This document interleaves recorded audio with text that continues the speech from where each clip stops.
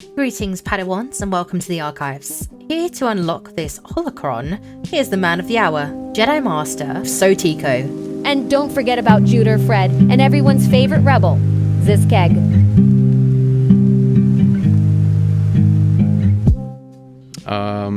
12, 11, 3, 2, 1, spread them.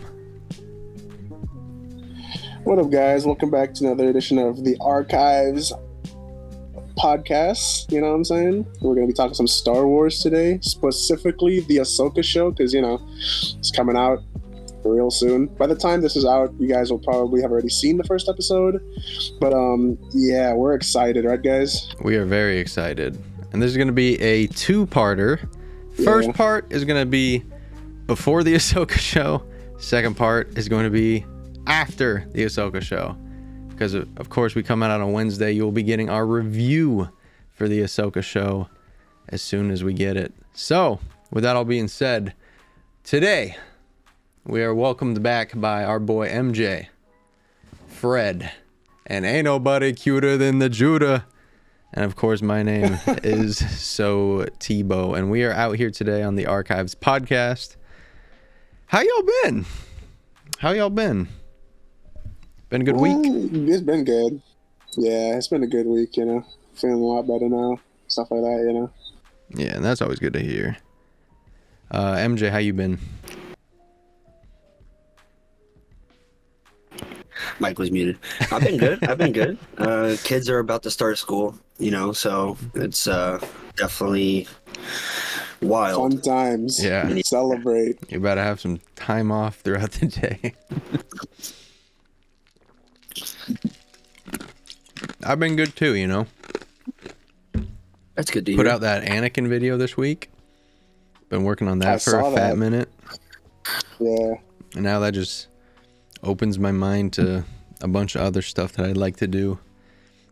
Speaking of stuff that I'd like to do, Juder, how you doing, buddy? I am being chilling. How's that Another new? beautiful work week finish. Yep. Life is good. Winter's coming. Can't wait. I'm actually hyped because I have an extended weekend because I have Monday off. I was supposed to have Tuesday off, but they gave me Monday off for some reason, which kind of sucks because I wanted to be like watching Ahsoka as it drops, but as of right now, we're looking at, I'm off at 9 o'clock, so 3 hours late, but it is what it is. I'll be able to come home and watch it. But it's going to be a really exciting week. Really exciting week. We have 2 episodes of Ahsoka. Of course, there's always tons of discourse and conversations that goes on afterwards. So it's one of those times which we haven't had in a long time. We haven't had a brand new Star Wars show in a long time. It's been a minute. So the first question I want to pose to you guys for our discussion today is, what was the one Star Wars show that you were most excited for? Season 3 Mando, and I was extremely let down. Hey, you're not the only one, man. Season 3 Mando sucked. Keep bringing it up, and I'm going to keep saying that show fucking sucked. It did. They thought that we really wanted a reunion. It was basically a reunion show, bringing back everyone's favorite characters. Oh, here's Bo-Katan. Oh boy, Grogu's back. Woo! 2%ers rise up. I was never... I mean, I think I was excited, right? I think I was excited. But at the same time, it was just one of those shows where I was also cautious because there wasn't much of a chance for the show to succeed when they brought Grogu back, because what are you like plausibly going to do with the dude? You know, so Money. Yeah, and they kind of reverted back to square one of season 1. And they brought back the same villain, and it's like, damn. So we're right back where we started. And Yeah, but he got some shiny armor. yeah, He's got a cool ass helmet too. helmet that he never takes off. Now we're getting him in Swiggle. Yay. I am Gus. Oh, you're talking about Gideon. Okay. Yep. Yeah, the double villain headliner, you know? Yep, that's true. Gideon's cool in my books, man. I got nothing against Gideon. The only thing that like bothers me about Gideon is how he just let all of his clones die. Like he didn't give a damn. You killed my Hey, bro. children. My clones. And Okay. at the same point, he was trying to make Force sensitive clones. Mm-hmm. So is that like a dialing it to the future and trying to explain why Palpatine could make Force sensitive clones, or was that like just something they were trying to do? Because I think they keep having to. This is what I've noticed, right? Because the sequels are they're shambles. They're not terrible movies. They don't go together. It's a broken roller coaster. It is, exactly. And I Yeah, feel for like they real. keep having to like pick up its slack and pick up where it keeps falling off. And it's always been canon in Star Wars that you can't clone Force sensitives. Like you can't make a clone from a Force sensitive, you can't make a Force sensitive clone. And all of a sudden you can do it. And Well, it's- in Legend, Starkiller was, or the second version of Starkiller was a clone. But hearing that they're making it Force sensitive gives me really high hopes. Like we will one day see Starkiller in canon. I hope so, man. Fingers crossed. You know what I'm saying? Well, actually, what I learned, Palpatine's clones weren't clones. They were a brand new technology called strand casting. So, and what strand casting is you take samples of DNA and you replicate it to you just make it with a potential donor. And that's why Palpatine's kid wasn't exactly a clone of him. And it was just a random redhead. But I also felt like that's another instance of trying to make up for what the sequels did. And I gotta be honest, like, to me, this Ahsoka show, the Heir to the Empire era that we're entering, that's my sequel. Because it really is the sequel to Episode 6, whereas the sequels are kind of just off doing their own thing with sprinkled in characters, you know what I'm saying? Yeah, for sure. So Fred, if you were going to, let's say Dave Filoni retires tomorrow and they fly you to Lucasfilm and they say, we're going to put you in charge. Where we're at right now, without even seeing the Ahsoka show, what would your plans be for an upcoming, let's say they wanted a trilogy, and let's say you have an hour to figure it out. What would you make a trilogy Damn, an of? hour? Yeah. What would you make a trilogy of? An hour. I mean, I'd obviously just have to kind of brainstorm. One of the main things I try to like hit is just like the not pandering to like this whole like, oh, we gotta be like new gen culture, like, you know what I'm saying? I'm trying to keep it to something that Star Wars fans want, bro. I'm trying to keep the politics to purely Star Wars. I'm not bringing any real world politics into it. You know how I feel about that. I hate it. I hate it with a passion. Yeah, the trilogy, it would have to be based off of completely new people as well. I think Star Wars needs to just kind of step away from the Luke Skywalker and Anakin Skywalker. We've had enough of them, you know? Let's get some new characters, give them some actual personalities, develop them as well, by the way, in a way that we can at the very least, like, not just say, oh, well, they just became powerful for no reason. You know what I'm saying? So it have to be 3 completely new characters. That'll be my pitch, essentially, is we're going to steer away from Rey, away from Finn. We're going to a whole new trilogy. I like Yeah, that. I feel like that's think, the best route. yeah, That's probably the best way we can do this. Yeah. I think in the given moment, I think Because, like, yeah, probably is the best route because of just the sour taste that the sequels left in people's minds. Whether you like the sequels or you hated them, yeah, either way, like, you kind of have to have the awareness of how it turned out, because obviously, like, I enjoy the characters of the sequels, but I think the writing was awful.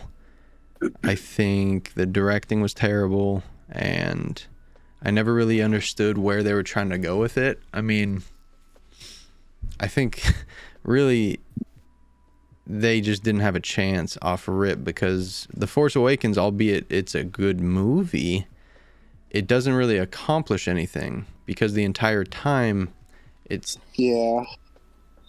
a retro movie. Like, it's literally just doing what has worked, and it didn't establish anything other than Rey is powerful with the Force. I think in The Force we need to Awakens, move on from that story. yeah, it should have told us who she is, what she is, and it needed something more, because it did feel a bit empty. Oh, for sure, 100%. And everything that they had, they kind of squandered, because what it had was Snoke discourse. Who is Snoke? What is Snoke? Where does this guy come from? Yeah. Who are Rey's parents? When you really think about it, right? Like, yeah. Episode 1, we know who Anakin is by the time episode 1 is done. By the end of episode 4, we know who Luke Skywalker is. By the end of episode 7, we don't know who Rey is. Nope. Like, we know Rey, but like, we don't know anything about her. All we know is that she's running from the First Order, trying to get this droid back to the Resistance. You know, that's it. I want to know more about Rey. Yeah, and her story kind of fell a bit flat too, because what they tried to do with a character arc, having different writers and different directors who were both kind of beefing with each other, they killed off each other's ideas, and it kind of just left the audience with nothing to really prosper with. Because the biggest thing, like the two biggest things coming out of those movies were, who is Snoke and who are Rey's parents? Yep. And what did they do in episode 8? Rey's parents are nobodies. And Snoke dies. Yeah. Like, I was so mad at that movie. I The actually weirdest stood up out of my chair and yelled, and I never done that in a movie in my life. Like, I was livid, dude. And I was like, yo, this guy can literally force choke people galaxies away through hologram calls and just is just offed. I was like, why? Like, I know your every move, Kylo. Gets killed by Kylo anyway. Yeah. It's unbelievable, man. So I'm hoping that, and I have such a good feeling for the Ahsoka show, because it's Dave Filoni's baby. Like, he literally created Ahsoka with George out of thin air, and everything to ever do with Ahsoka, he's had like the executive control, and I'm 95% sure that he owns the rights to Ahsoka, and Disney has to license it, because Ahsoka was a creation before Disney had the purchase. So I'm super hype and super thankful that he's creating the show. I know I'm kind of cock smuggling right now, but at the same time, Rebels was a great show. Clone Wars was a fantastic show, and every episode of Mandalorian that he's had a touch in has been great, you know? So I'm genuinely excited for this stuff, and it just goes to show, like, if you can hang on to a sliver of hope for a show that you're looking forward to, I think it's okay to be excited for these things. But the unfortunate thing is, when you get let down by things you're excited for, shit sucks. Yep. Shit sucks. So I'm cautiously optimistic, but I hate that I have to be. You know what I mean?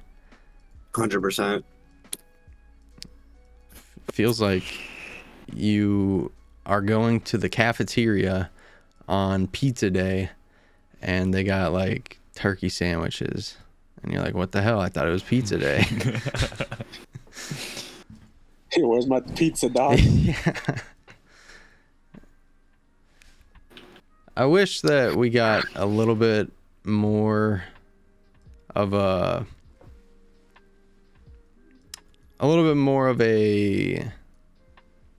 what's it called? Marketing campaign for Ahsoka. But obviously with the strikes going on and stuff, okay. I know that it's damn near impossible to do. But if it comes out that, you know, Ahsoka's it's not doing like big numbers, but it's a great show, would that sway any opinions of you guys? Regarding as long as I'm what? enjoying the content, bro, I'm chilling. Okay. Like if the viewership wasn't high, right? But the show's fantastic, would that alter your opinions on it? Because that's kind of where people are at with Andor, because Andor didn't have high viewership in the slightest, but it was maybe one of the best written Star Wars projects Disney has done. Yeah, I'm gonna go with, yeah, definitely. I'd still, as Jude said, if it's good content, I'm still gonna watch it. Like, even if it doesn't bring in big numbers, like Star Wars. Yeah. I've never been one that like holds my opinions on the opinions of others either. It's just unfortunate when people do that, because it's like you're really discounting this really great show simply because people aren't watching it. Like, they're not watching it because it's a bad show. They're opting not to watch it because look at what they did with every other prominent character that anyone's ever had a feeling towards. Like, look what they did to Boba Fett. You know, Boba Fett was a side character in his own show. And I know it's the Mandoverse, but at the same time, like, this is Boba frickin' Fett. Boba Fett had to, like, sprint so Mando could walk. If there's no Boba Fett, there's no Mandalorian. If there's no Boba Fett, there's no Jango Fett. There's no Mandalorian. Boba's that guy. Boba is the OG original Mandalorian. And here we are with a show that really, like, I'll call a spade a spade. Mandalorian was only popular because we were in lockdown. You know, we didn't have any other Star Wars post Rogue One that people loved, and they're like, oh, we'll give this a go. People literally thought it was a Boba Fett show. I mean, Mando season 1, I thought was pure magic. Season 2 was great, giving us the Dark Trooper, and as we've repeated, season 3 was just worse than dog shit. Yeah. Can't even be called that. It was a dumpster fire. I really, for sure. and I'll give that to you. I really enjoyed what Mando season 1 did, but I haven't felt the same magic since Mando season 1. It's felt so weird, and it's just gone away from everything. And I think that is literally because there are so many hands in the pot now. They're like, oh, this is a successful brand. I want to get a piece of it. So now every Tom, Dick, and Harry are trying to direct an episode. And we've seen with all the different directors that have had a episode on Mando, the Deborah Chow's, who I don't know why she got the Kenobi show, but she got the Kenobi show. The Goofus who did Thor, and he kind of signed his own death wish by asking Natalie Portman if she ever wanted to be in a Star Wars project.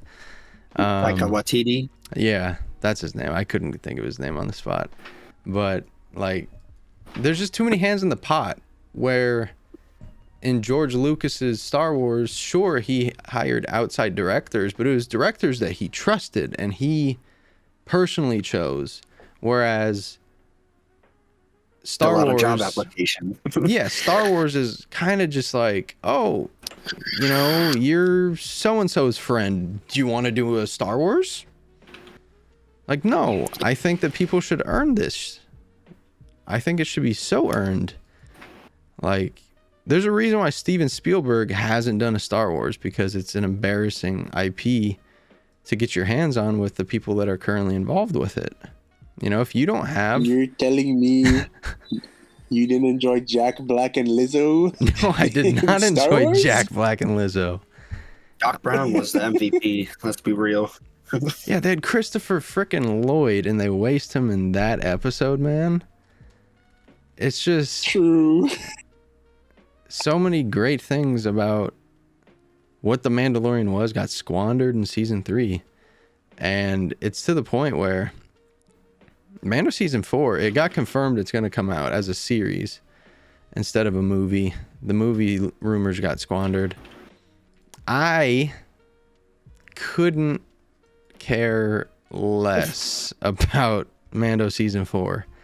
It's legitimately going to be one of those shows that I'll watch because it's Star Wars, but fuck me, I'm not going to enjoy it. I am not here for it. Fingers crossed. Fingers crossed we get something good out of this. Please. I have a question for everybody. What are we saying? Shoot. Since we're on the topic of directors, who is one director you would like to see make a Star Wars movie or show? I mean, after watching... Any director ever. Just anybody. Anyone. After watching Oppenheimer, I would love Christopher Nolan. That would be a huge take because he's good. That's what I mean. Like I think he would do it justice if Christopher Nolan did partake, but I don't know if he would. That's the thing. I don't know if it's his cup of tea, you know? Yeah, because I know he doesn't like doing special effects, which you'd have to give him a show, I think, centered around drama and storytelling more than a kind of lightsaber duel. So it would have to probably be I think Christopher, are we talking movies or shows here? Either one. Choice is yours. I think a Christopher Nolan Plagueis movie showing the political pulling of the strings behind the scenes would be gas. That would be fire. And I have another one, but I'll let you guys answer because I don't want to steal it, because I think I might steal it. For me, Oh, yeah. it's between Quentin Tarantino or Wes Anderson. What's Wes Anderson done? I'm unfamiliar with his game. He did Fantastic Mr. Fox, The Grand Budapest Hotel, The French Dispatch. It was that one movie I screen shared. Allegedly. This is this cake nugget. Yeah. No, this is Grand Admiral Thrawn. Fuck, Tarantino, what was I do enjoy Tarantino. I didn't like I'll be honest, Pulp Fiction to me sucks. I like Tarantino though. What the fuck is your problem? Yeah. You don't like The Matrix. You No. don't like Pulp Fiction. I like John Wick. I watched John Wick. So, relating to John Wick, I was gonna say, and this also goes back to like if I had an hour, you know, to throw out a pitch. Give me the director for John Wick and a KOTOR trilogy. Oh yeah. 100%. And then if that's successful, you bust out KOTOR 2 trilogy. So Wait, 6 movies. Can I ask a question? Sure. KOTOR trilogy. Are you following the path of the game, or are you using it as inspiration, using some similar characters, but telling a preempted new story, like a canon story? So I feel with the latter, that's what the video game curse is when they try to make video games into adaptations. I feel like if you stick to the script and it's done very well, just like how it was, people will still be satisfied, I think. I don't think there would be riots, but that's my take on it. Who would you cast as Revan, Bastila, and Malik? So Revan, I mean, there's been concepts of like Keanu playing as Revan. That'd be one I'm probably for. Him or someone else, but for Basti, it'd have to be someone on, say, like Scarlett Johansson's level with combat training and such, because she played Black Widow. And then Malik, I don't even know. I'm trying to think of a giant right now who could be bald and have a metal jaw. Batista. I don't think he's that tall. Like Malik was 7 foot. Like, or was it Malgus? Batista's 6'4". That's actually so big. Batista could do Malgus. Yeah, True. for sure. What about bald John Cena as Malik? But then we wouldn't be able to see Malik though. Yeah, That's the point. my thoughts exactly. So where's the villain?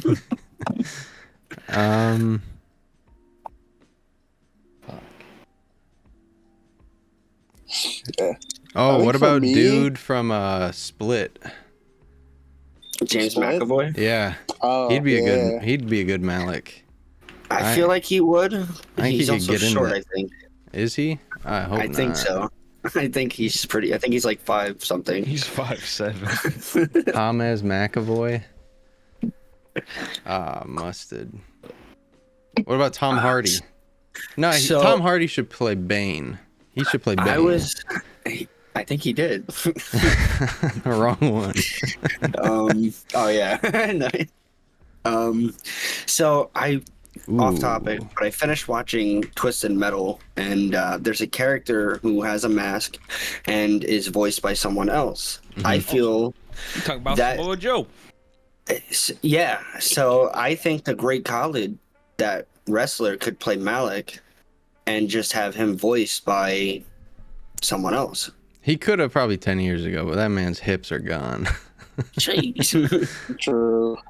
That man's hips He is are out of gone. shape as well. You know what Trophy I would Golden. actually like to do, and what I would like, what I'd really appreciate, Aaron Judge as Darth Malik. Genuinely, and Never gonna this happen. this isn't even like a joke either. I think bro would fit the character.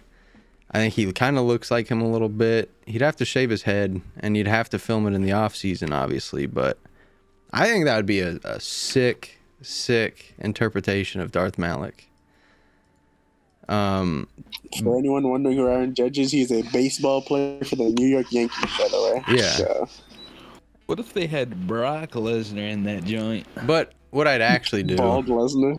Holy. is I would revert back to what George Lucas did and hire unknown actors, because I think that is the best way that you can actually create stars. You don't want to bring in stars, because then it takes you out of the universe.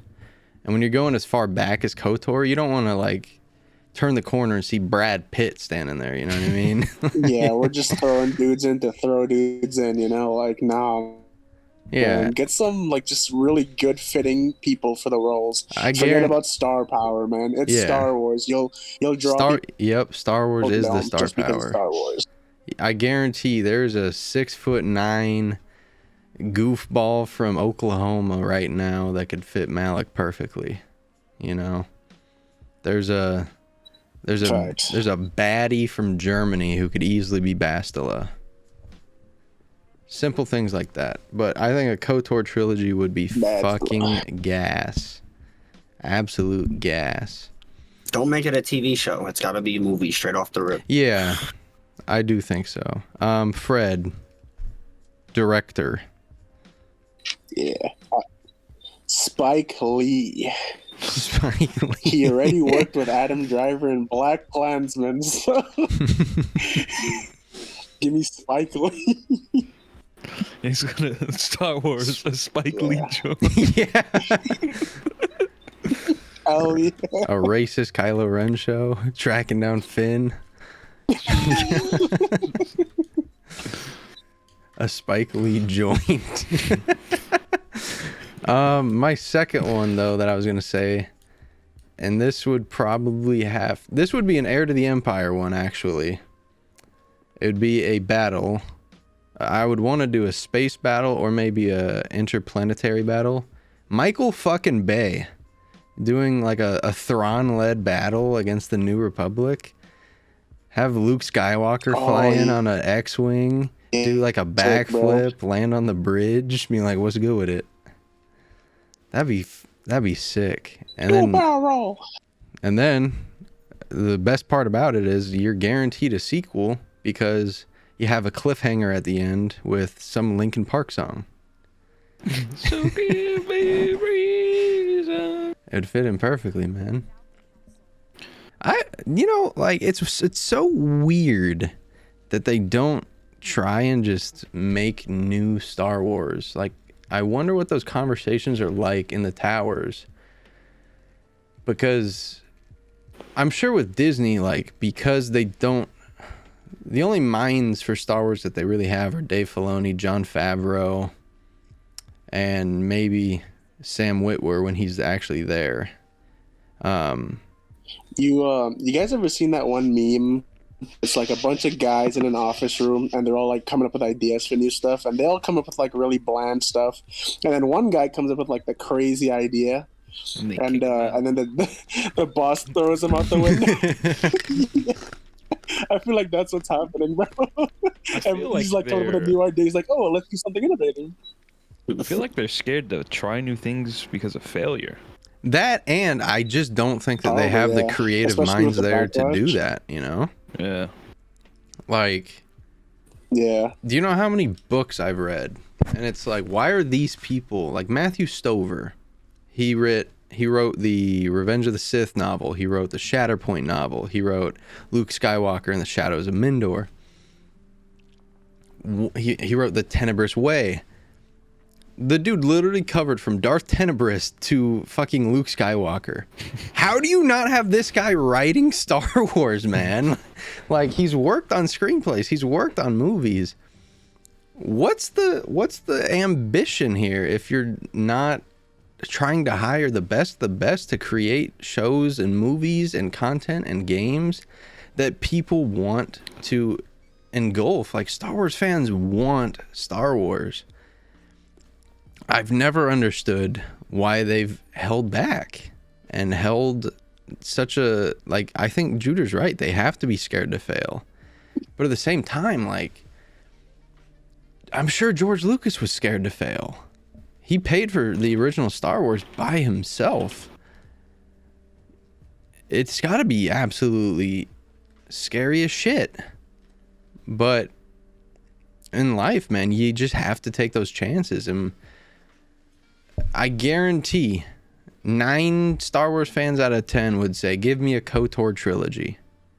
Give me a Star Killer show. Let me know what, like, give me a show with young Palpatine.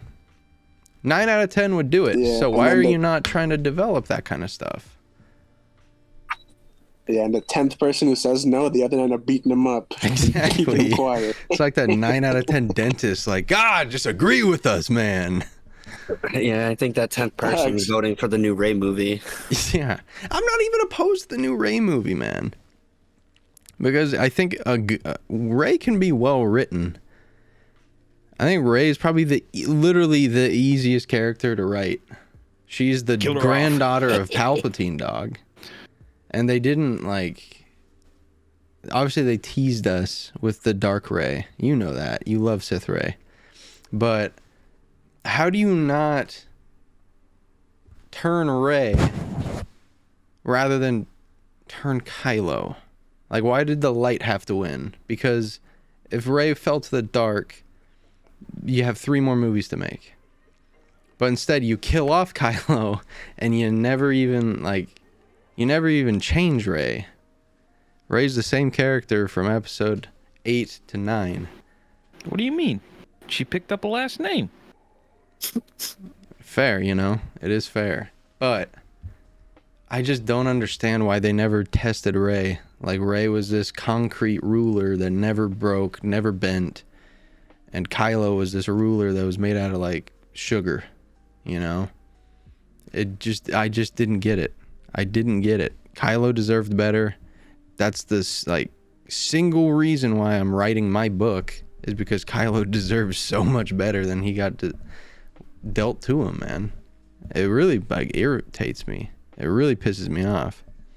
Because Adam Driver put in a fucking shift for that character, man. He became Kylo Ren. And it's like, who read the script and was like, yeah, that sounds good. Let's do it. Get the film. Like, fuck, man. It really bothers me. So yeah, I mean, I want I still think My it's bad. weird, bro. Nah, to know went through Mark Hamill's head when Ryan Johnson told him to toss the lightsaber over his shoulder, because that was another really irritating point for me watching that movie. Me too. Like I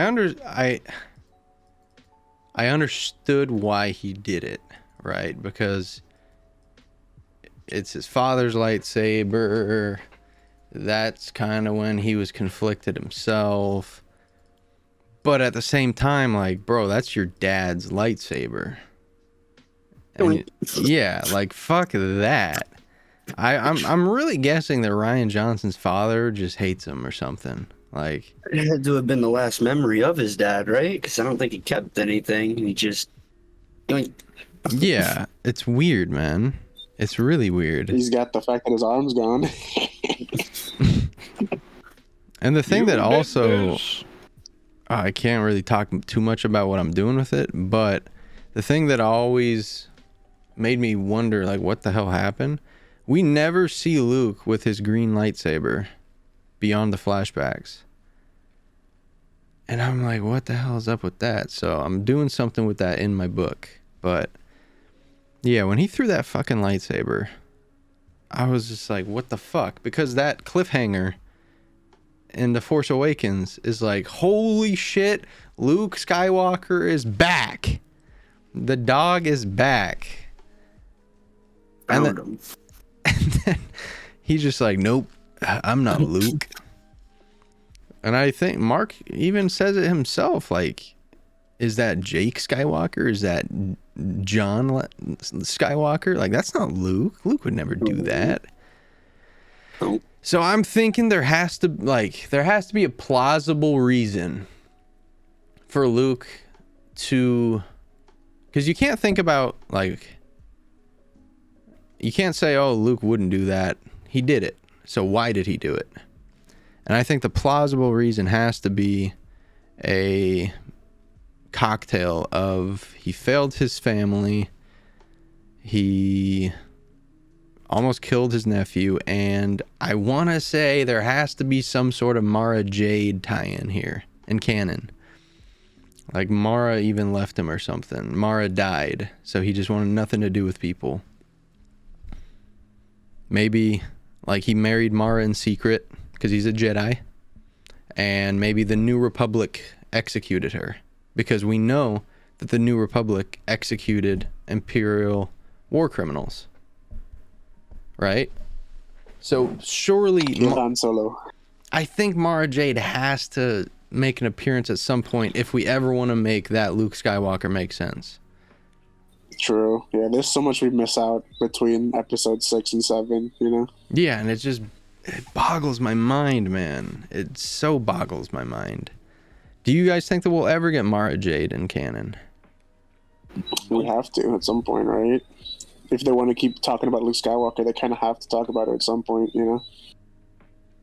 It's similar with 'Cause there's just nothing Starkiller. about Luke. It's really similar with Starkiller. I think if we get one, we'll get the other. But I don't know, man. What do you think, MJ? You seem conflicted.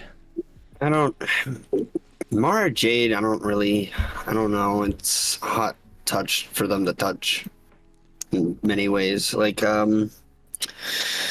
how would she arrive? Like, could she arrive in the Ahsoka show? Like, it's something like you would need an hour to really dive onto, like that sort of topic. You know, it's like she was Luke's wife. She was also working with the Emperor.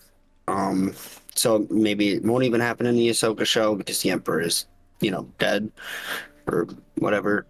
But It's a very touchy subject with Mara Jade, I think. Like, they have to specifics, you know? Like, I got you, bro. yeah, Hear me they out, can't. right? Ahsoka has a flashback. She's talking to Luke, right? They're at a pie eating contest, right? And who walks in? But to none other than she's my favorite pie, and it's Mara Jade walking in like a tight fitted tee, like short shorts, you know. Cold drink of water, such a sweet surprise. You know what I'm saying? Bam, she walks in. I'm Like all good for times with. And Luke's like, I'm gonna eat that That's what I'm pie. talking about. it. Hire this man. W entrance. So you, Get me on that show. so Ahsoka show is pretty much introducing Thrawn to live action, and Thrawn inevitably is like the new emperor. He's the heir to the Empire. I think in season 2 of Ahsoka, Luke will be there. I think Mara Jade will be there with Thrawn. And I think that's how they should introduce things, because obviously, unfortunately, with Ray Stevenson's passing, Baylan Skoll, like, this is it for him. There needs to be the other side with that. So you're kind of out of choices, and the choices are Darkseid Ezra, Starkiller, or Mara Jade. Because I do think Shin Hati is going to turn to the light. That's sad. I don't know what it is, but Sith female is just I don't know. I really wanted to see Ezra turn to the dark side, dude. That's kind of what I wanted to see. Like, especially in Rebels, like they hinted at it like so many times. I think my favorite is when he's looking at the Sith holocron and it's shining in his eyes, and it's just And his eyes Sith are kind eyes. of doing the Sith eyes, yeah. Yeah, dude, that's a fire moment. What I'm thinking with that, though, is he's on the breaking point. Maybe he does, like, in a moment turn and gets the Sith eyes. Who shows up then? The Force Ghost of Kanan. And we see live action Kanan, like, talk him down from the window, you know? I think Kanan is the one person that could ever bring Ezra back, because I think he can even guilt trip him and remind him, like, you're here because of me. Like, you are a Jedi because of me. Don't do this. You have too much potential. Gave up You my have too eyes much for you, bro. power. Come on, man. Like, yeah, I never gave up on you, so how are you giving up on yourself? I think Ezra I think it would Bridger, be Loki Sabine. has Sabine, you think? I think it, Dies. mm, And that turns him to the dark side. I could low-key see Thrawn executing Sabine. so many people would riot. Not So only many is she a people. rebel, she's a Mandalorian. Who did the Empire hate? Commandos. And They she's a actually feared Jedi. them. They actually feared the Mandos because united, they are actually bulky and scary. It's like, Yeah. And, I mean, she's a Jedi. The lightsaber is a relic. He's a collector of art. Ezra built his, so it's art. Sneaky prediction. Sabine Wren gets offed. Moided. She gets offed. By who? A Sith. Either... I don't think it's going to be Mara Jade. I think it's going to be someone else. But I think Thrawn is going to have, like, some Force user as a little sidekick. I think that's going to happen. Because Rook is dead. His little animal type assassin. So he needs a new assassin. I think he's going to have some sort of lost Sith or something. With a red Here saber. comes. So, big question for the Ahsoka show. I want to know from you guys, what animated character do you think has had the best live action portrayal? I'll start with you, Juder. Hondo. 100%. Best live action portrayal. You a motherfucker for going to me first. I wasn't ready. God damn. Gotta keep you on your toes. God damn, I hate you. Oh, I'm sleeping. Caught me looking at Squiggo.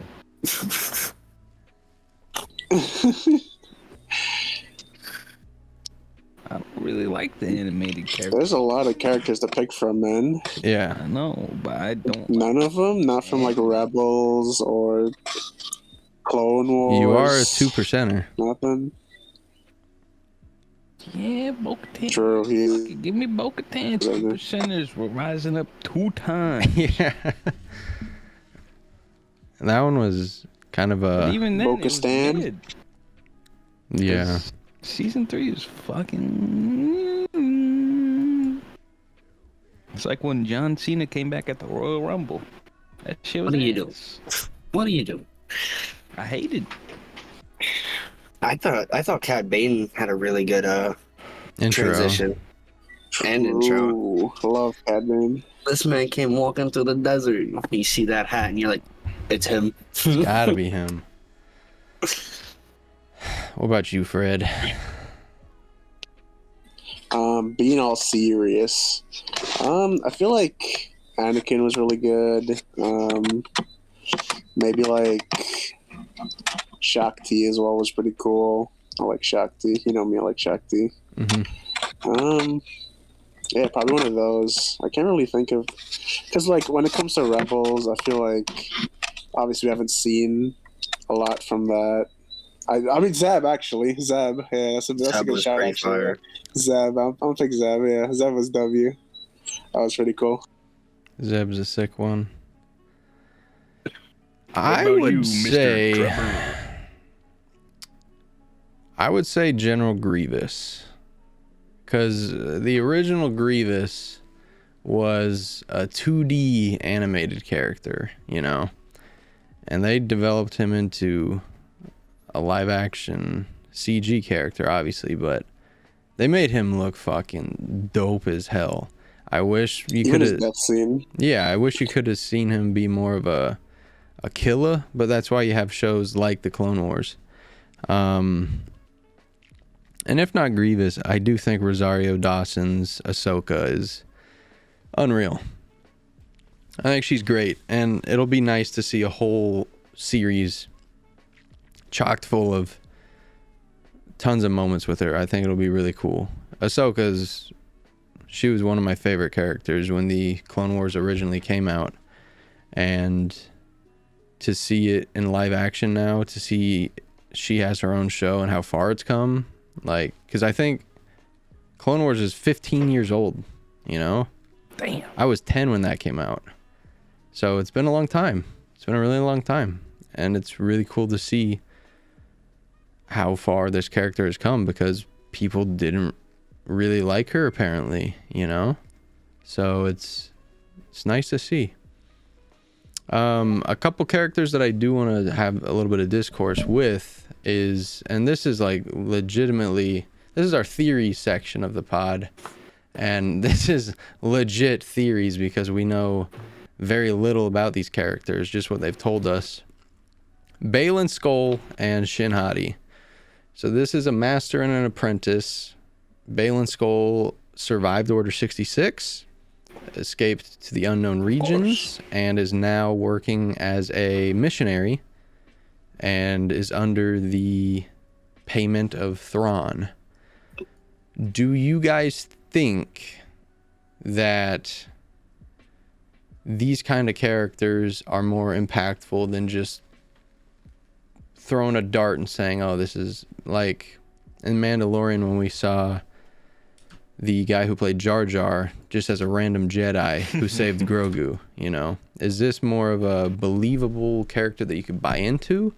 Or is this something that maybe you're not a big fan of?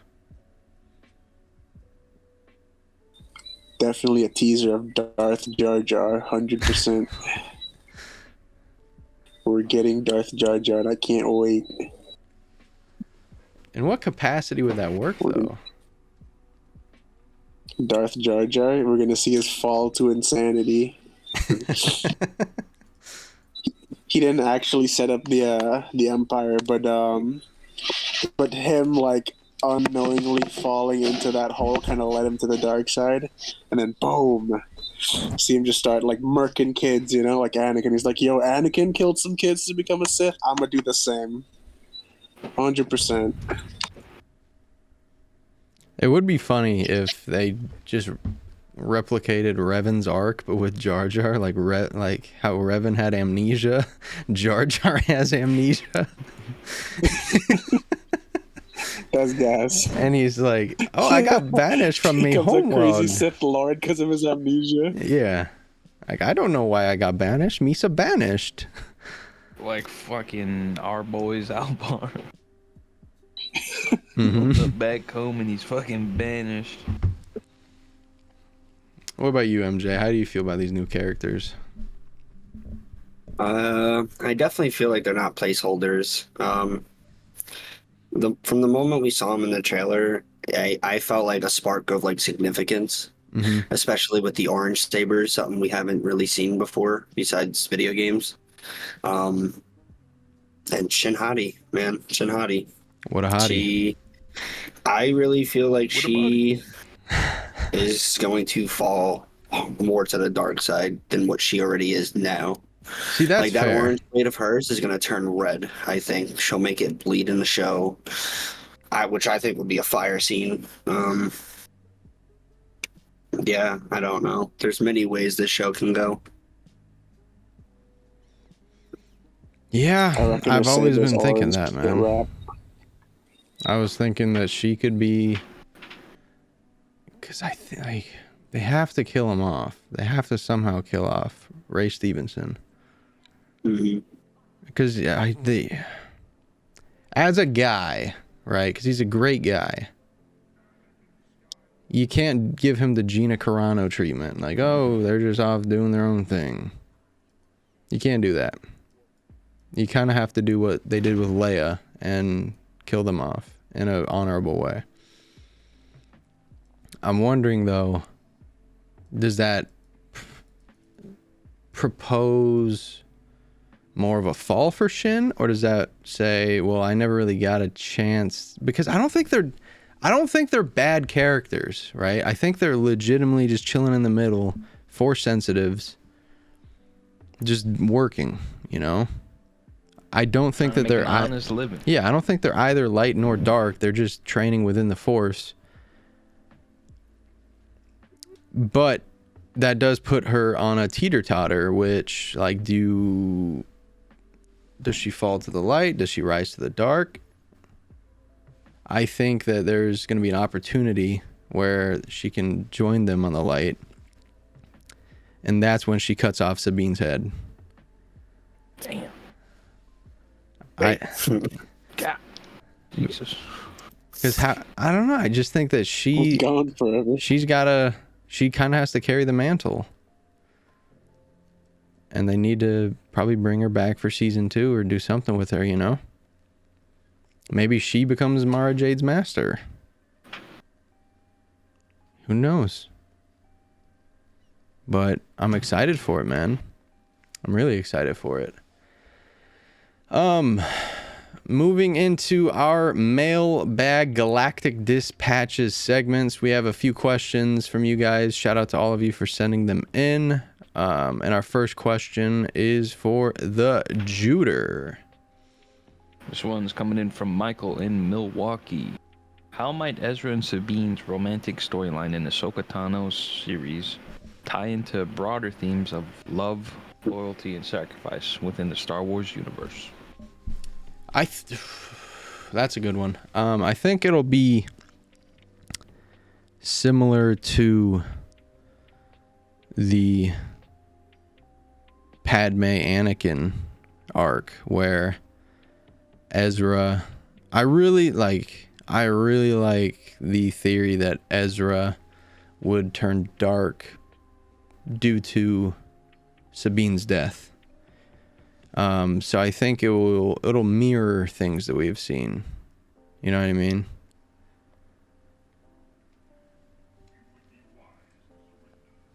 Valid. Okay. Valid. Yeah, that's pretty valid. Yeah. As far as like I'm concerned, Star Wars romances always kind of they let me down a little bit. You know, sometimes like with the whole like love triangle between Leia, Luke, and Han, it always felt kind of weird. You know. Mm-hmm.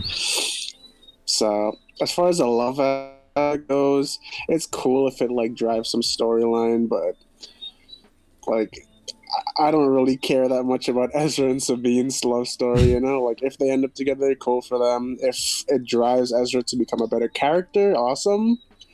Even if the other way around, if Ezra somehow to Ezra and it made Sabine like this crazy badass like Jedi / Mandalorian, that'd be awesome. Mm-hmm. I'm down for any of those.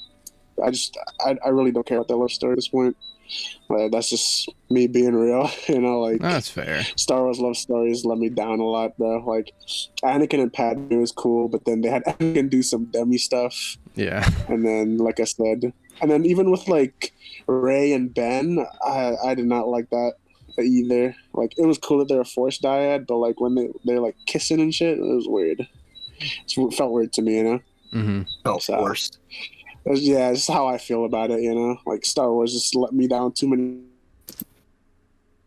That's fair. I understand that. What about you, MJ? Yeah, I gotta relate and agree to everything Fred's saying. You know, I mean, I can give two bentha doo-doos about Ezra and Sabine's love story. Ray and Ben's was just a failure and a forced romance, I feel. The only real romance I actually cared about was Anakin and Padme's. Yeah. And at the end of the day, she died in a kinky way. Yeah. Pretty much, man. Pretty much. It's just sad to see things that you know could be just so much better. You know what I mean?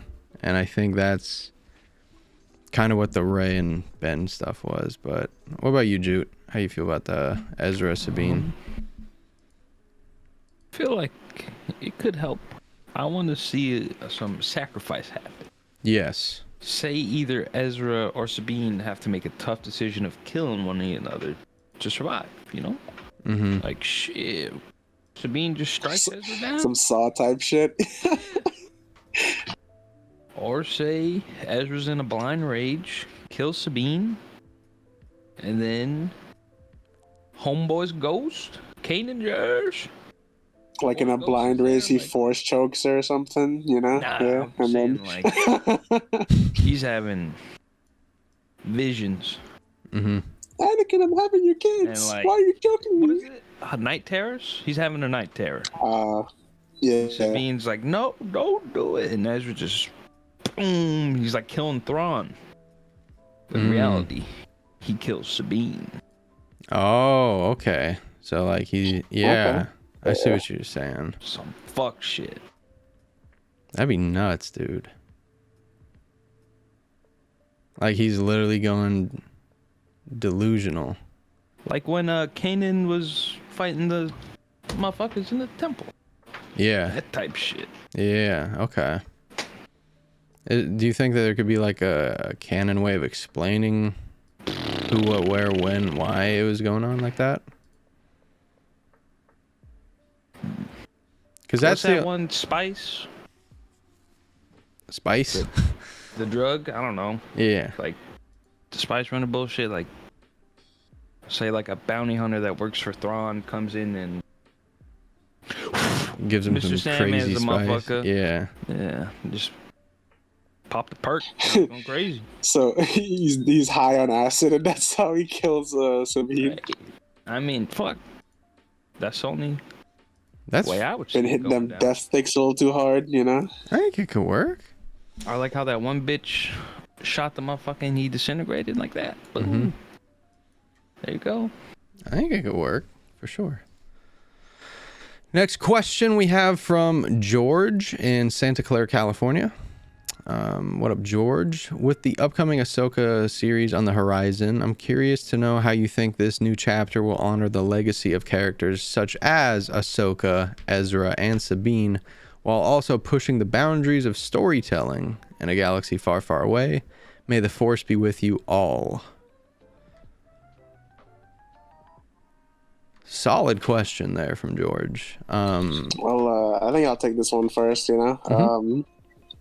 Yeah. So, first of all, may the Force be with you as well, you know? Safe travels and all that. Stay safe, you know? Yeah. COVID may be dying down, but it's not gone yet, guys, you know? So, but anyway, I think there's a lot that I don't really know still about Ezra and Sabine specifically. So I'd like the show to address a lot of that. I'd also like to see more about Ahsoka. Obviously, I've seen a lot of Ahsoka. Clone Wars, I've seen Ahsoka in other like series and whatnot, you know. But there's still a lot of things that we don't know about Ahsoka Tano, you know. Yeah. Like she went through a crazy journey throughout her life. I think out of all the Star Wars characters, hers has to be one of the wildest, right? Got raised as a Padawan under one of the greatest Jedi to ever exist. Also one of the greatest Sith to ever exist as well. Trained by that Jedi, obviously. You know, and then she went off on her own because she didn't agree with the Jedi way, you know. Kind of just came up on her own. She's really been through it, you know. And Definitely. I feel like this is a chance for them to make Ahsoka like a legend, you know. Like she's already in that class of like icon, but make her a full-on legend in Star Wars, you know? Like, she's such a good character. She started off as, like, this, like, okay kind of character, and now she's, like, got the chance to become a legend of Star Wars. Like, everyone's talking about Ahsoka Tano. They're talking about, like, a big character in Star Wars, like, throughout, like, the entire... You know what I'm saying? Like, she needs to do something big in the series, basically. I hope they do something good with her, so... And then... more Ezra stuff, you know, more Sabine. I want to know more about them. So that's about it for me. Super that's all solid I want from the show. Super solid take. How you feel about it, MJ? With this new chapter, I definitely think the highest honor is Ezra and Sabine getting their live screen adaptations. Ahsoka already had her shine, and as Fred said, you know, she's been through it. I feel like she will reach legendary status at the end of all this. And the boundaries for storytelling, I think, definitely are gonna be pushed forward, in the sense of Thrawn is not your typical villain. Thrawn is a villain who's not 1 or 2, even 3. He's 10 steps ahead. And True. Yeah. that's solid in itself. So may the Force be with you. Yeah, really good question. Jute? So what I want to see from this show with these 3 characters is that... Hold on one moment. All right.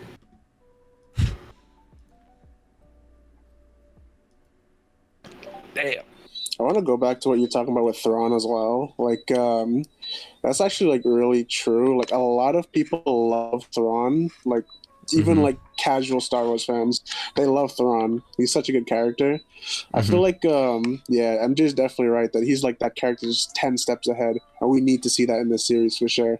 Especially with Ilama playing him. You know? Yeah. So. I agree, and I think it's just one of those things with a character like Thrawn. He's an anti-hero for sure. Merely and simply because like people have so much love and appreciation for the guy. And it's again one of those characters that you love to hate, right? But you hate to love. Yeah, best way you can put it for sure. And everyone's excited to see him because we've all been such huge fans, because Heir to the Empire has been out for decades, you know? It's been a thing forever and a day.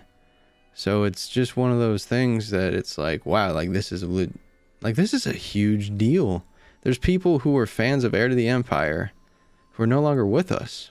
My dad was a huge fan of Heir to the Empire. He owned the books.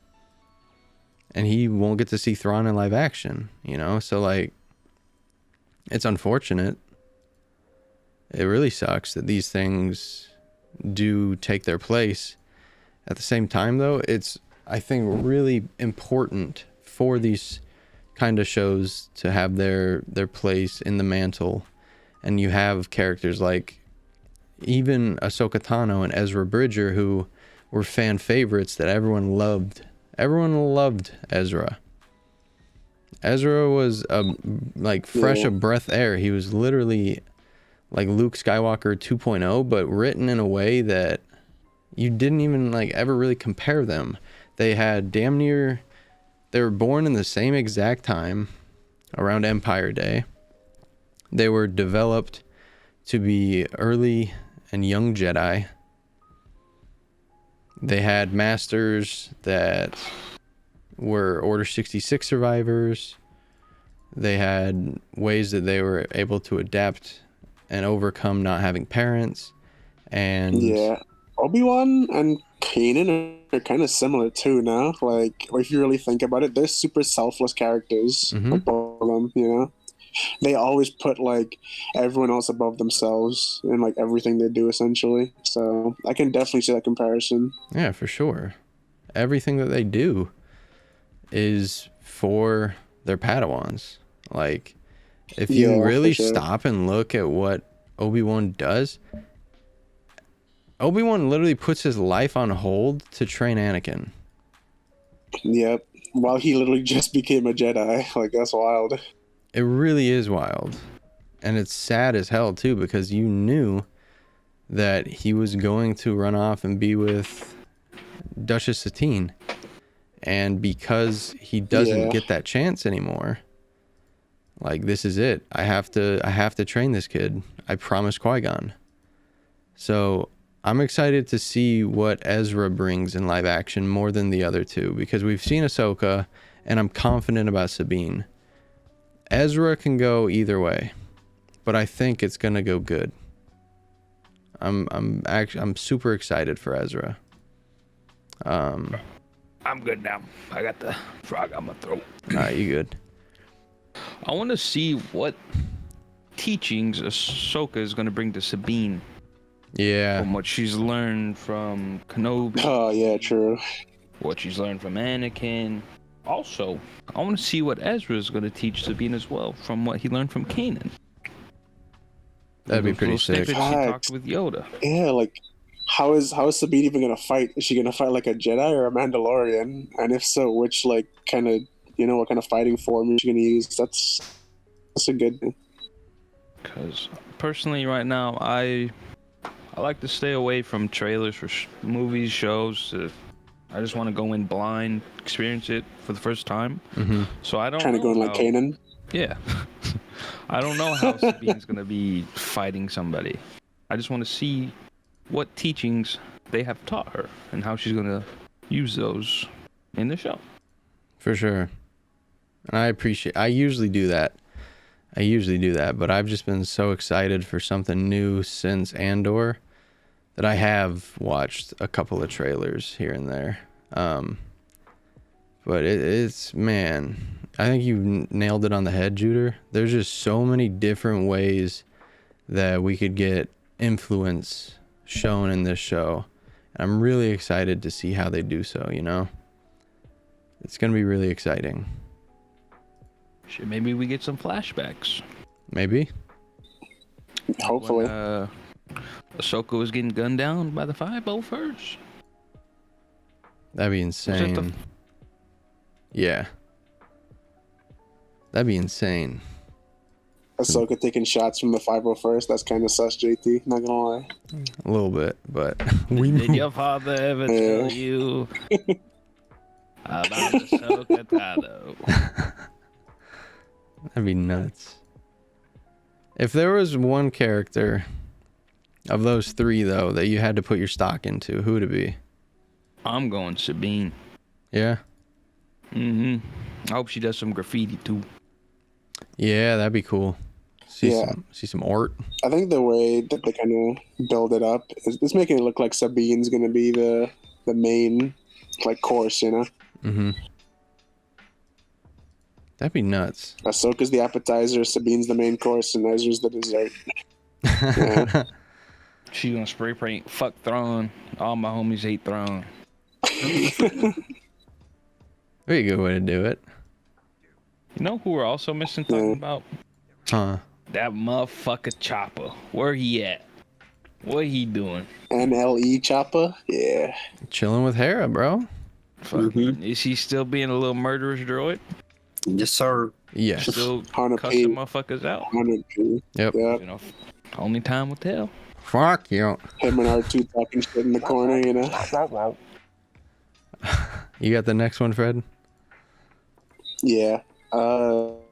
Next was Sophie in Manchester, up in the UK. She asks, "What are the expectations for the interactions between Baylan, Skoll, Shin Hati, and Ahsoka Tano in terms of character development and plot progression?" I got this. Okay. The expectations are dumb high. I mean, even before Ray Stevenson's passing, they were high. Now it's, in my opinion, even higher because, as Tebow was saying earlier, they have to do something in regards to his storyline. Are they going to kill him off? Are they going to give him the Cara Dune treatment? My God, they better not. But it's something in terms of the plot progression revolves around now Baylan, in my opinion. And Shin Hati, I really think that the interaction between her and Ahsoka, I feel, well, it's actually her and Sabine. I feel like either Shin or Thrawn is going to execute Sabine. That's my opinion. Damn, we all praying on Sabine's downfall. It's not like that. Mando's really.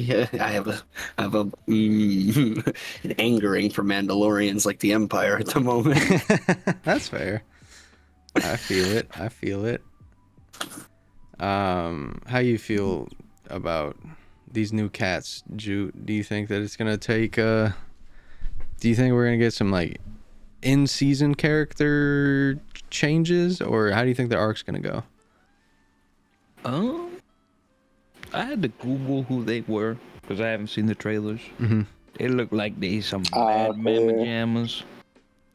They oofus. Yeah, they're definitely oofus. The Oofus. Maybe Ahsoka could try to convince Sin or Baylan to, hey man, you're working for a bad man. Like, hey, why are you killing Empire people? falls, they're gonna kill you. Yeah. Join the light side, Shin. You know how I think it's gonna go.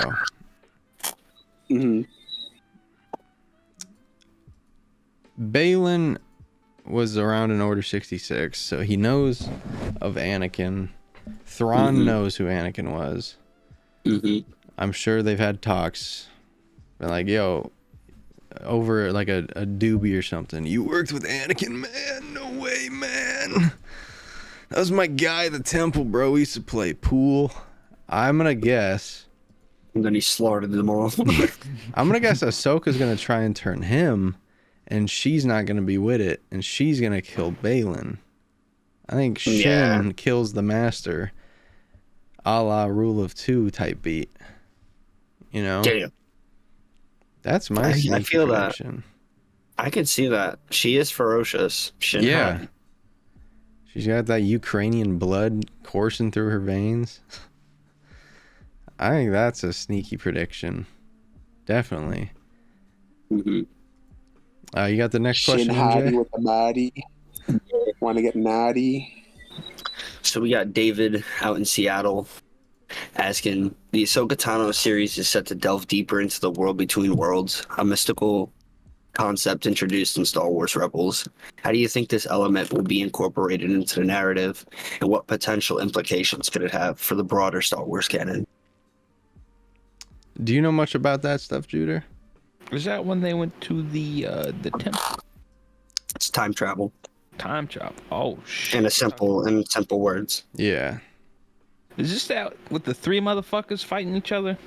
The light side, the middle motherfuckers, and the dark side? Those No, three dudes? different arc. Okay. Yeah. Damn. I don't even know what arc we're in.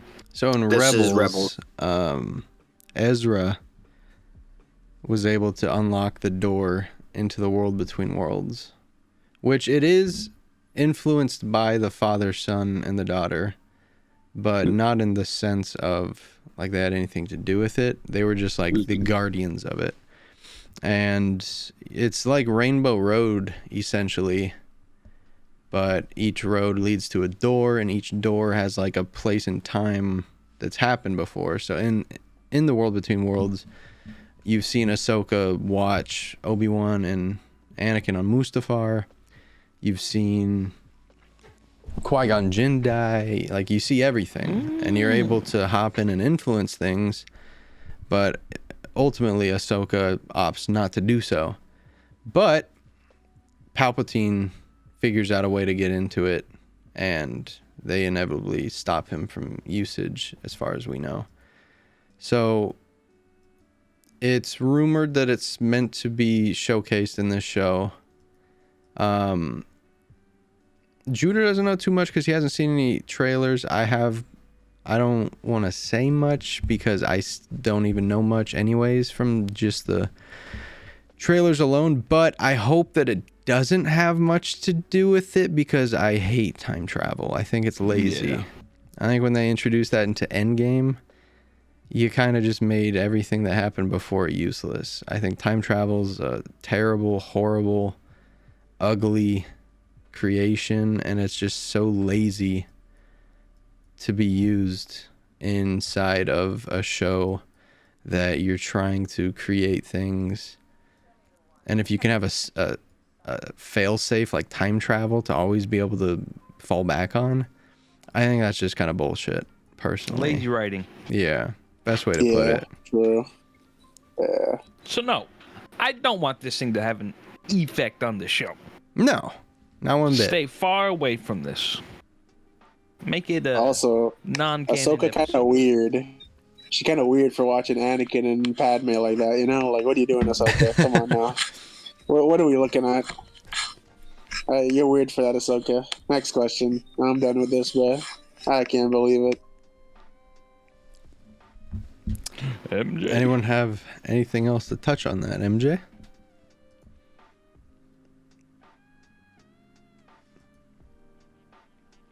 Oh, you're muted, brother. Thanks, fam. Yeah. Thanks, man.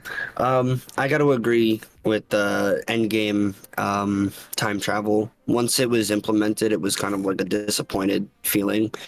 Mhm. So not all time travel-esque things are bad. It's just the way that it's presented, I think. Yeah.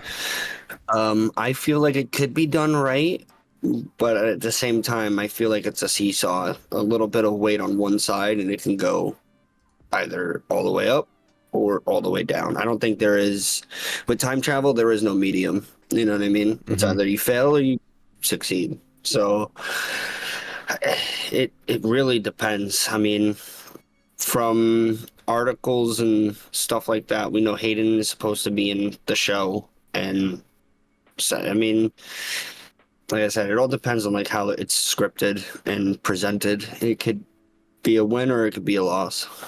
Yeah, I think they've already done what they can do already with it, where Ahsoka just decides, you know what, no, I'm not going to go mess with time. Like, that's not, like, what should be done here, you know? Like, so how many times are you going to do that, you know? Like, are you going to have Ezra, like, try to go back in time and stop Sabine from dying or something? And be like, you know what, no, I shouldn't. Yeah, it's like, it's not going to end that well, you know? So just leave it alone. We've had our moment where Ahsoka chose to do the right thing, so leave it at that. And I hope they do just leave it at that, because you could irreversible damage with these kind of institutions, such as time travel. Like there's so much that could go wrong by just using it once. Why didn't you use it here? Why didn't you use it here? Why didn't you use it here? So I hope that they illustrate how bad of an idea that it is. If that makes sense. Like, oh, Ezra goes back in time. Now all of a sudden, Finn's a first order clone. He could have had a prosperous life, but now he's a first order clone because of it, or a trooper because of it. You know, like, oh damn. You got us on the next one, Juder? We got this one from Olivia from Macon, Georgia. Is that Georgia? Yeah. Dave Filoni is known for his work on the Clone Wars and Rebels. Is heavily involved in the development of the Ahsoka series. What storytelling techniques and themes from his previous works do you anticipate carrying over into this new show? I'll start on this one. He's really, really good at creating arcs. He's really good at creating arcs and like following through with them. There's not an arc in my mind that he's done or been responsible for that I can think of that was a disappointment. Like you think of the Umbaran arc, you think of Ahsoka being ostracized from the Jedi. Those sorts of things happen for a reason, and they create just such a beautiful experience watching these kinds of shows. So I'm hoping that we get a form of those kinds of arcs that make you like, damn, we just lost one of our favorite characters. I hope that they like aren't gone for good. And with that, I think it's got to be through Sabine Wren. And I think she's got to bite the dust ultimately. Another Mando bites the dust. I feel you there. Mm-hmm. I think for me, like it's sort of like a, you know that GIF where Buzz Lightyear's dapping up Woody. Yeah. That's me, bro. You know, with Dave Filoni. Like I enjoyed the Clone Wars. Like Rebels was awesome. Rebels was sick. I saw. You know what I'm saying? It was just so good to me. One of those meme accounts that asks, "What's a better show, Rebels or Clone Wars?" And low key, that's a hard one for me. But if we're being honest, take away like the nostalgia of Anakin Skywalker and Obi-Wan. I got probably Rebels. If we're talking pure storytelling, pure story, yeah. Like, and this is a creative story. Story-wise, yeah, Rebels, yeah. What do you think, MJ? Fucking do some Clone Wars. I don't know exactly what like storytelling techniques there are, but the theme I can definitely see carrying over is the Rebels adaptations. You know, with the whole Rebels crew. I feel that it really trying to think about this one.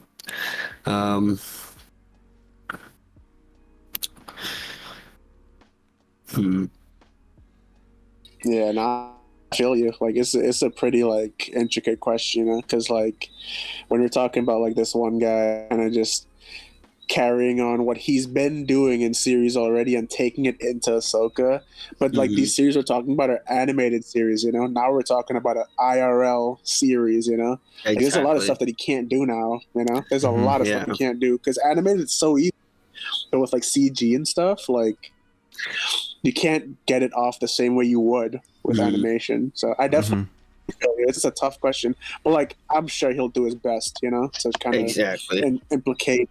Yeah, so we just gotta hope, you know, that he puts in work. He's our only hope. The last hope. For real. We got the next question here from Liam in London, UK. Shout out to the UK Donnies. We have a few of them on here. We do appreciate you guys. Thrawn was originally introduced in the Star Wars Legends universe, and then, actually, if we're going to call a spade, expanded universe, but Legends nonetheless. And then brought into new canon through Star Wars Rebels. What are your expectations for how the Ahsoka series will continue his story? That's a good one. Yeah, that's a really good one. I'll actually kick us off here because we were talking about this earlier, right? Where like a lot of fans love Thrawn, you know, even casuals, like they see Thrawn, they're like, oh, this dude looks cool, you know. And if you actually know anything about Thrawn, you know that he is that guy. So I think there's a lot of expectations, man, coming into this. Like a lot of people want to see Thrawn done justice, you know, like he has to be the same way he is throughout like his story and like the books and everything and all the series, you know, like he's got to be like a really good villain. I'm sure that puts a lot of pressure on the actor that's playing him. I can't remember his name right now. Lars if Mikkelsen. Anyone else remembers, I don't know, but Lars Mikkelsen. Okay, yeah. That dude definitely has a lot of pressure on his shoulders right now because a lot of people want to see Thrawn. Yeah, luckily he played Thrawn in Rebels. Yeah. So he kind of like he'll have a grasp on the character, we hope. Yeah. Like we've heard his voice as the character. Now we need to see him portray the character, you know? Yeah. Like he needs to embody Thrawn. But I feel like a lot of voice actors are method actors anyway, right? So we will probably see him like walk the walk as well as talk the talk, you know, to kind of. But yeah, like he definitely has a lot of expectations. I think he probably will. He will meet our expectations at the very least, you know. But I want to see a lot out of him, man. You know what I'm saying? Yeah, he's got to put in a shift. Elon, yeah, he's got to put in a shift for sure. But yeah, man, just portray Thrawn how a lot of us fans want to see him portrayed, and that's my expectation. Essentially, that's all I want. Yeah, do justice to the character that we all love. And I think he will. I think he will. Reason being, these like voice actors especially, they tend to get pretty passionate about the projects that they work on. They love embodying the character, and whether it's like shows, videos, yeah, and he's one of those voice actors who he's done things outside of voice acting as well. He's been in a fair few things, so I'm on the and. I just googled him. He's 6'4", so he's going to be imposing as well, you know. So damn, 6'4". Yeah, nice. I think we're gonna get a decent show out of him. How you feel about it, Joot? I'm hoping we learn more about the Chiss. Yeah, that's a good point. And I also want to see my boy Eli Vanto. That'd be cool. Only a motherfucker that could interpret what he was saying in the beginning. Mm-hmm. I hope he's still kicking it and makes an appearance in the show. Do you know who that is, MJ? Nah. So there was an imperial cadet who did a lot of studies on like the Outer Rim and like ancient species and stuff, who knew how to translate what Thrawn was saying when he was speaking in his Cheese language. Chitinese. Yeah, and it was really cool because Thrawn, as he ranked up, was like, guess what? I'm bringing my homie with me. And I think he ended up as like a corporal, but he was always Thrawn's left-hand man. Like he was always at Thrawn's beck and call. And I'm at a part in Heir to the Empire where Eli Vanto is teaching Thrawn how to play gin rummy. Damn. Yeah. So it's a really fun character, really fun book.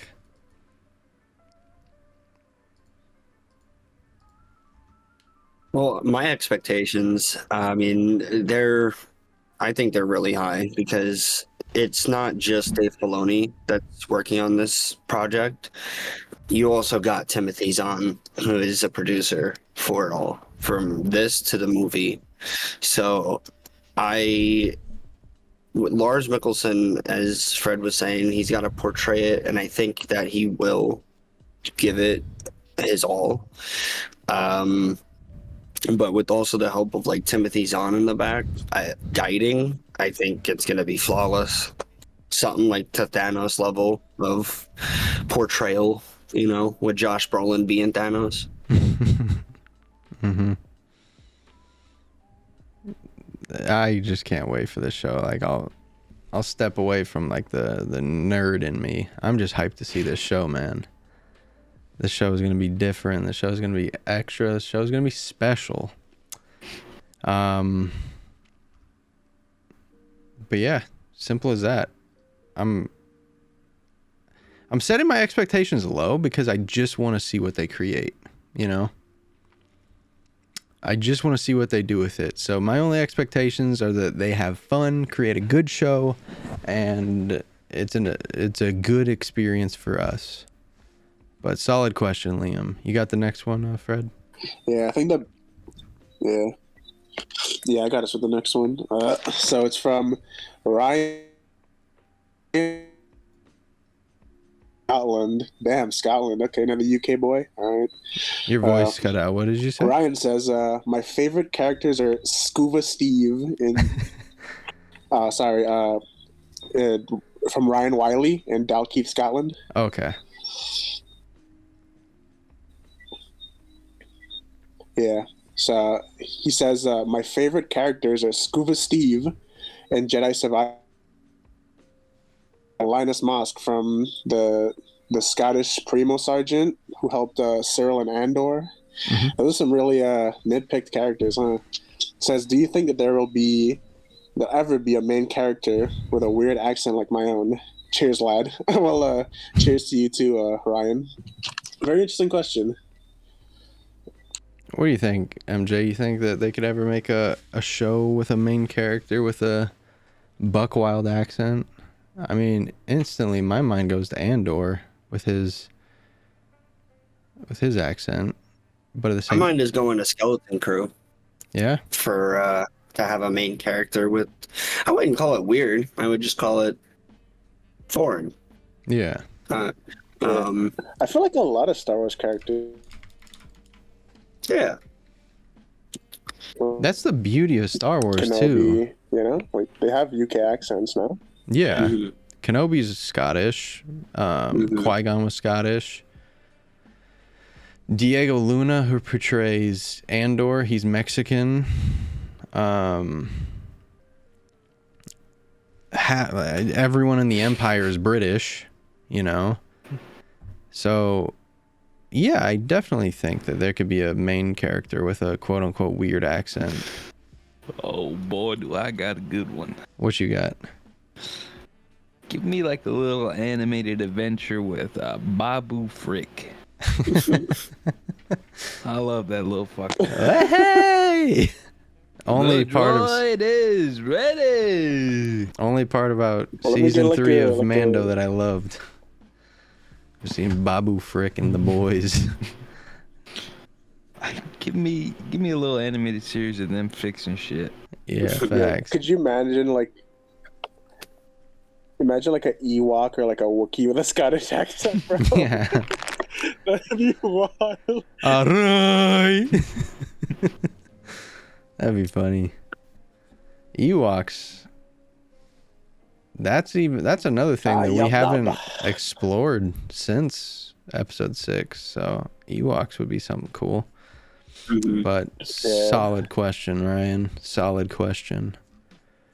MJ, you got us. This is our last question of the pod. We want to say thank you to everyone who sent one in. And if you would like to send in questions, you can hit us up on Twitter or Instagram at Star Wars TAP and let us know in the comments section or tweet at us. So this comes from Joseph out in Boston, Mass. Boo. He's asking, Thrawn's calculated and analytical nature contrasts with Ahsoka's more intuitive and adaptable approach. How might this contrast lead to clashes or unexpected collaboration between the two characters? That's a question and a half. I feel like Big word. Thrawn is going to somehow lead Ahsoka into a trap, Fact.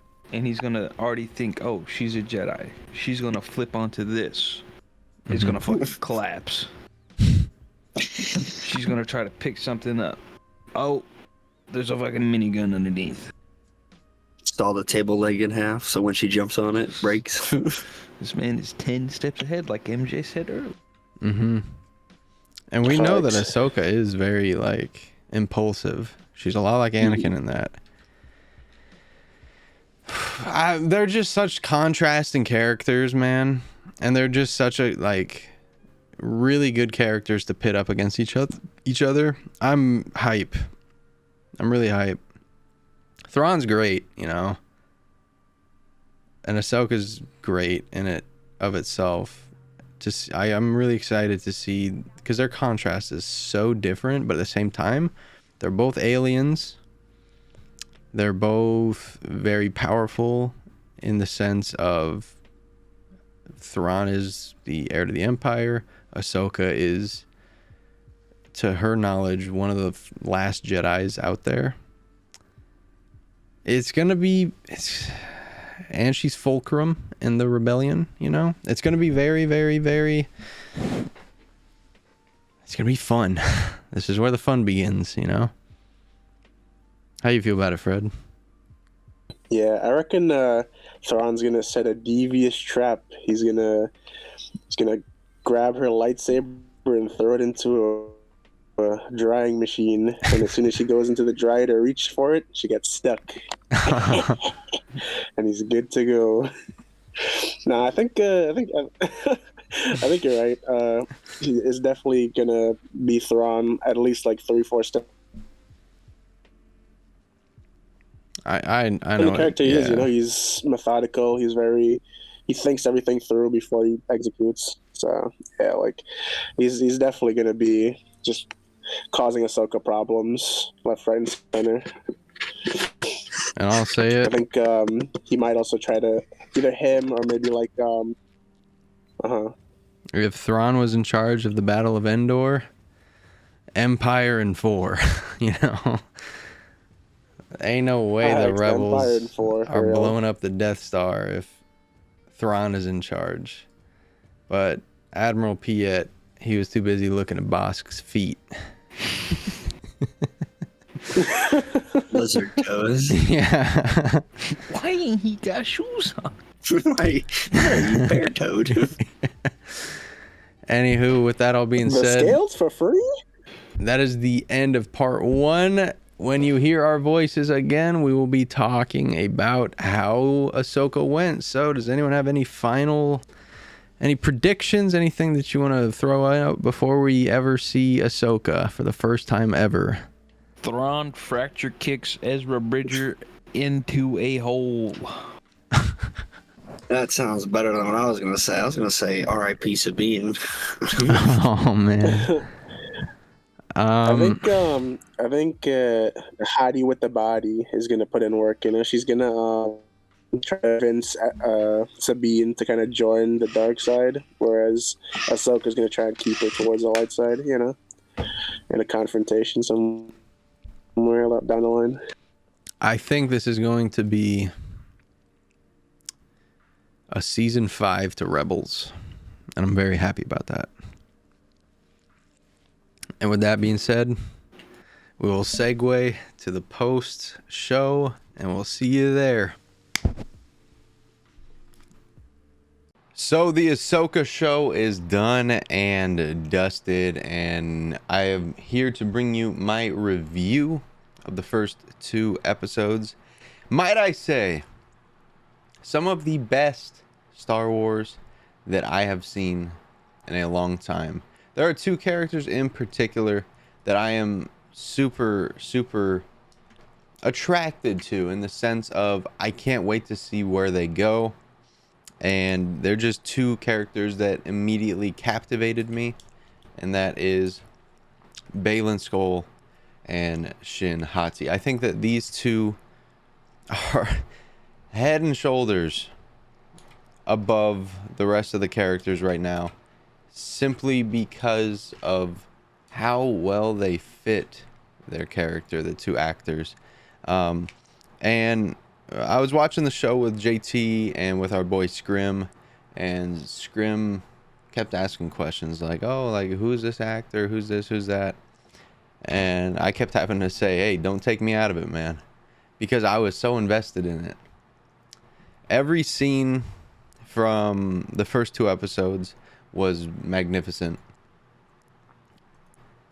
There was never a point in time where I was like, damn, this is filler, or damn, this is, you know, taking up way too much of my time.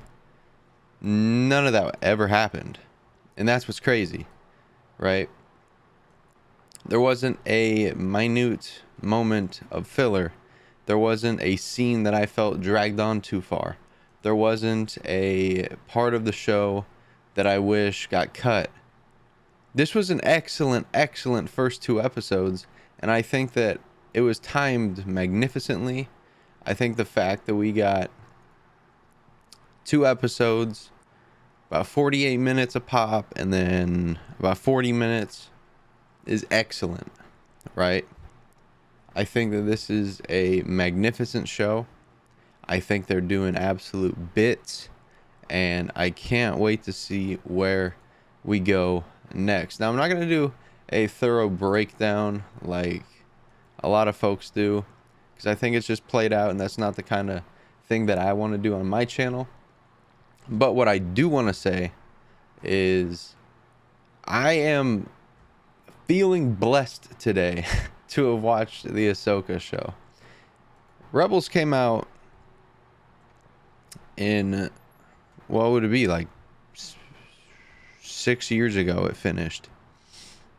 And I've been waiting to see the continuation of that story for a hot minute. A hot minute. And it's gotten to the point where we are starting to, I feel like we're starting with Andor, with the finale of Kenobi. I think we're starting to get kind of spoiled, you know. And then we get a show like Ahsoka. Man. I'm really hype. I'm really happy, and I'm feeling really good about the show so far. Some things that I really loved were just how in universe it felt. I think the acting was superb. I think the directing was outstanding. Huge credit and kudos to Dave Filoni for producing and directing and showcasing his character on the grandest stage of them all. And I ain't talking WrestleMania. I'm talking the Ahsoka show. This man really went and made one of my favorite debuts of a Disney Plus show, I want to say ever. I resonated with each and every one of the characters. I understood what was going on. I understood how things were going on. And there wasn't a single point in time that I was wishing that the show would speed up. There was literally times where I was like, damn, let me settle into this scene a little bit, because we were just moving bang, bang, bang, bang, bang. But it felt like it was in such a nice flow that it made it work. So with the Ahsoka show, in the first episode, we are diagnosed with a great show. Plain and simple. Episode 2 only went on to support that. I think that the two episodes wove together very nicely. I think we're going to get something intricately different in episode 3 based off of where we are left off. And I want to say a huge thank you to Dave Filoni for making a fun Star Wars show that I can watch with my friends and do a review on. So huge plaudits and huge congratulations. If there could be one thing I took away from it, I think Rosario Dawson is gonna need a little bit of time to really settle into the role of Ahsoka, but I'm very confident that she's gonna do so. Sabine Wren was magnificent. I think her current storyline is a beautiful one. I think it's a beautiful one. I think she knows what she's doing, and she's doing it for the right reasons. And we got to see Chopper. We got to see a lot of Harrison Dula. And I'm really excited to see where this story is going to take us. I'm really excited. It's one of those things, like I said earlier in the podcast, you know, it's one of those shows that you're going to be like, damn, like we really just got that.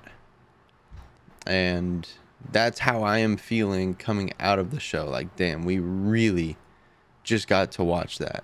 Like, it was a blessing.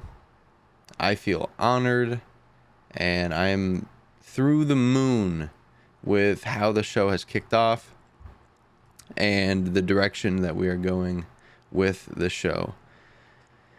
The only thing that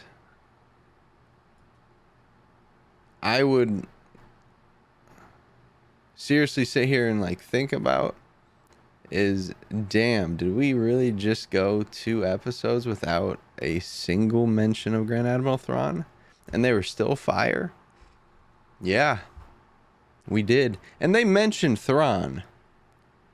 Right, they mentioned Thrawn, but not to the extent that I thought that they might. And what's beautiful about it is they were able to create these 2 episodes, and Thrawn did not have to be in these episodes to make them that good. You know what I mean? It's outrageous how talented that these folks are at Lucasfilm, and I feel lucky that I was able to watch this show, truthfully. I feel very lucky. There's no ifs, ands, or buts. I feel lucky. I feel immense gratitude. I think that the planets that they visited were beautiful. I think the introduction was a really good pace for an introduction. It's kind of it was a hook, it was an attention grabber, and it was just a really good show, man, and I really appreciated it.